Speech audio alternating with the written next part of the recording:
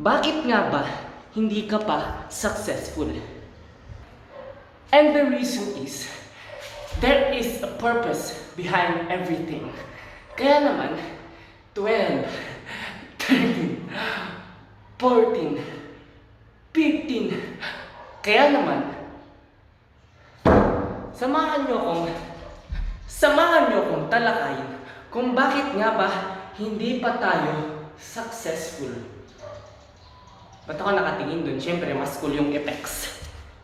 Oh yes! Alam kong magkakaiba-iba tayo ng pananaw tungkol sa pagiging successful. Ngunit sa akin lang naman ay, for me, it is time freedom, financial freedom. That's how I base my successful at. Kasi ang iba, aral, trabaho, makapagtapos ng pag-aaral at makakuha ng trabaho, that is already successful to them. For me, it is far more than that. It is your time freedom. Tandaan yan. Ouch! And how do we even achieve time freedom? It is not that simple. Tignan mo ko ngayon, nandito, imbis na nagtitraining sa Opal para sa aking scholarship. Pero anong ginagawa ko? I chose to do workout because it's fun. It's my freedom to choose. But it is my responsibility to go to the Oval para magka-scholarship at para libre ang pag-aaral ko. It is a responsibility to study and makatapos ng pag-aaral. Pero gusto ko rin ng other way to achieve financial freedom as well as time freedom. And how would I do that? By doing business. Because that is how everything of you, ilalabas mo lahat ng katangian ng sarili mo para makamit mo ang financial at time freedom. Tandaan nyo yan. Wala pa akong libro tungkol sa, hindi ko pa nabasa yung Ikigai, pero yung sabi na kuya ko tungkol yun dun. So ayun nga, do what you love doing while you profit, you gain money on it, and it has value to people, it provides value to people, and basically overall goodness. And that the center of it is Ikigai. Ayun na, wait lang guys. Tapusin ko lang yung workout. Tapos, magbabalik. Transition yun. So, method number one is find where you are unwinding. For me, it's workout and being on a jeep. Pag nasa jeep ako, tapos may music, nare-realize ko yung mga nare-realize ko. Nagkakaroon ako, nagpa-pop up yung mga ideas sa akin. Sorry, hindi pa ako naligo. Kasi nag-workout pa nga di ba? So yun nga, find where you are comfortable at most and do your ideas.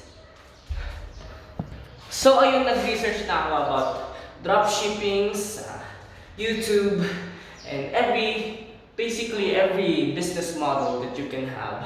Siguro, asan na ako? 8, 9, 10, 11, 12, 13, 14, 15. At ayun nga, napagtanto ko na ang hirap. Or hindi ko lang tinesting talaga. Na-research ko lang siya. So ayun, you know what? Alam mo kung pinaka-best business model is yourself. Put yourself into your YouTube channel. Wala na, magiging uncut na tong video na to kasi kailangan ko siyang ma-upload agad. Para lang ma-relief yung antagal ko nang hindi nag-upload.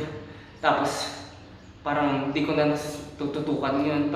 Yun nga, tutukan mo yung YouTube channel. Huwag na yung, imbis na manood ka pa ng self-help videos ni Ayman Gadi.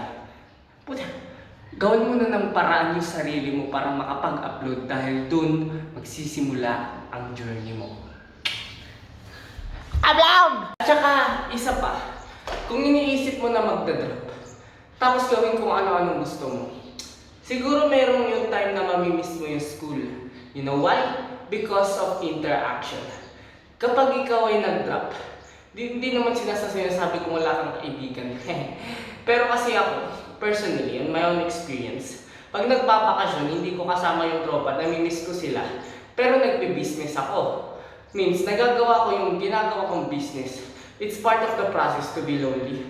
But I also miss my friends. So yeah. Basically, multitask. Multitask.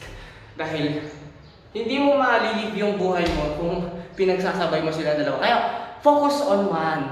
Huwag ko din, man! Naguguluhan ako dun sa bagay na yun hanggang ngayon.